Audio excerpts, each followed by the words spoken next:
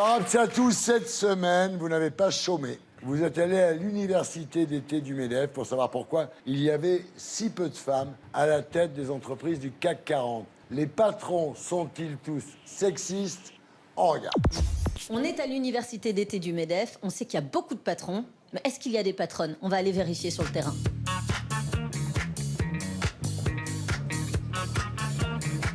Est-ce que vous êtes capable de me citer le nom d'une femme chef d'entreprise au CAC 40? Non, je sais pas du tout. Ah, j'ai pas d'idée. Je peux pas vous dire. C'est celle dans le mari était politique, ce qui est le mari qui est politique. Isabelle Knorer.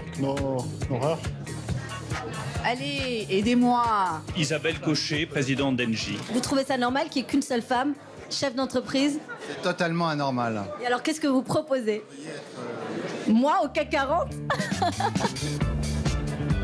Bonjour madame. Vous êtes à l'université d'été du MEDEF, vous êtes patronne? Effectivement, non, je suis hôtesse. Non, je suis étudiante. Non, j'accompagne des patrons, je suis leur attachée de presse.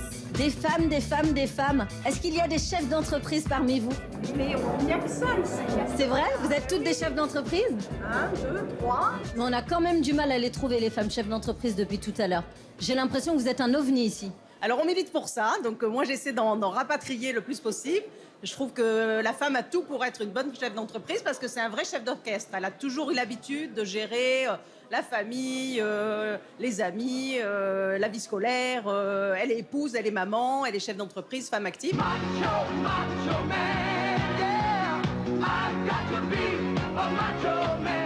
Madame la ministre, elle a proposé ce matin de taxer les entreprises qui ne respectent pas la parité. Qu'est-ce que vous en pensez? Ok, un peu moins de lois et qu'on foute la paix aux entrepreneurs déjà dans ce pays, ça serait déjà pas mal. D'accord. Et de deux, que ce monde soit moins macho, tout simplement. Alors, plus on monte dans la hiérarchie et moins il y a de femmes. Alors, évidemment, on a envie de se poser la question de pourquoi il y a toujours ce plafond de verre entre les hommes et les femmes. Question simple, réponse simple. Je vais poser la question à Monsieur Gattaz. Monsieur Gattaz, bonjour. Oui. Je suis entrepreneur et je me pose légitimement la question de la place de la femme. Comment on peut régler ça? Eh bien, il faut continuer de se battre, continuer de parler de la parité, continuer de faire que des plafonds de verre ou des cloisons de verre se rompent. Il faut continuer pour vous d'avancer. Mais on entend beaucoup ce discours, on a l'impression que ça bouge pas. En termes d'exemple pour les jeunes générations, ça bouge. Vous avez Franchement, ça l'impression bouge. que ça bouge. Ça bouge. Il y a beaucoup de patrons, si vous voulez, qui, malgré tout, sont conscients de ça. Alors le Ça va se gouvernement, faire. il veut taxer les entreprises qui respecteraient pas, par exemple, la parité. Qu'est-ce que vous en pensez? Alors, moi, si vous voulez, les taxes, j'en ai marre. Ouais. Donc, je pense que c'est une très mauvaise nouvelle, ou une idée, pardon. Il faut plutôt mettre des incentives, des bonus. Bonne journée. Merci. Alors, Absatou, bravo. Est-ce que Pierre Gattaz vous a convaincu? J'ai eu envie d'avoir le même buzzer que vous et de dire à tous ces gens qui m'ont répondu trop de blabla. Exactement. Non, mais... Nous, les femmes, nous sommes les premières à vouloir l'égalité.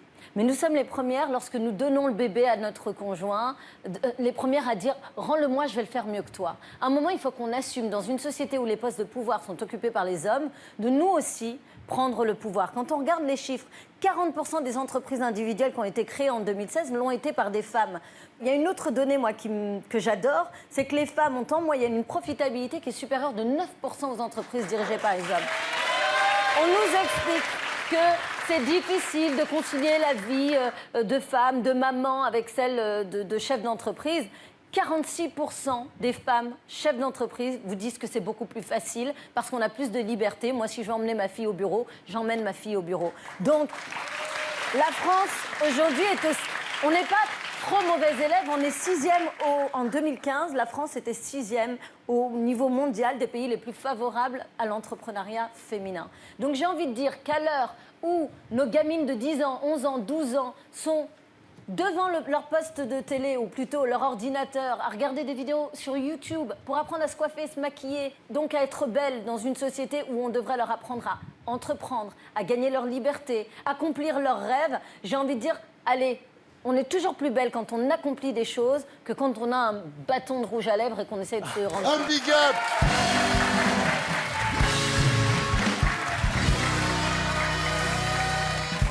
Tu as raison de le dire, Absatou, c'est l'éducation. C'est-à-dire arrêter de donner des modèles aux filles qui sont des modèles absolument consternants de conneries.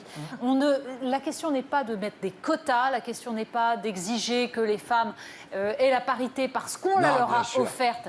La question, c'est de savoir comment on éduque les filles pour qu'elles aient de l'ambition. C'est-à-dire leur dire qu'ici, par exemple, il y a des femmes qui parlent à égal des hommes parce que de toute façon, quand nous parlons, nous ne nous demandons pas si nous sommes des femmes ou des hommes. Nous exprimons des idées politiques parce que nous sommes tous des citoyens. Point. Born to be wild, Absatou Si.